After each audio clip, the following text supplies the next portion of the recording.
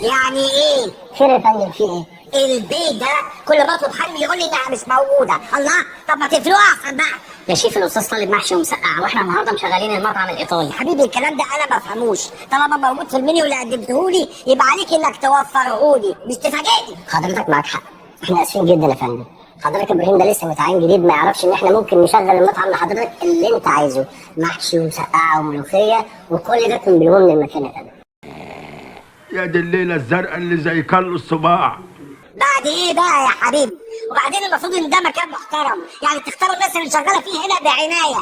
انا بعتذر لسعادتك على سوء التفاهم. سوء تفاهم؟ انا اعمل بيه ايه يا حبيبي؟ خلاص انا اعصابي فلتت. يا فندم يعني انا اعمل ايه لاعصابك واعصاب انا مين يحترمها؟ يا حبيبي انت المفروض عليك ان انت تتصرف. حاضر يا فندم هتصرف.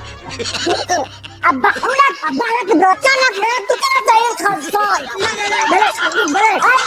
لا خلاص يا ابراهيم قوم، ده طلع طيب.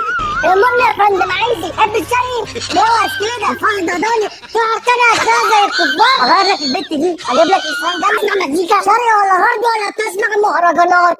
لا من فضلك انا ما بحبش المهرجانات. اطلع بره يلا. اطلع بره بقول لك، مطعم مقفول النهارده يا جماعه، احنا كلنا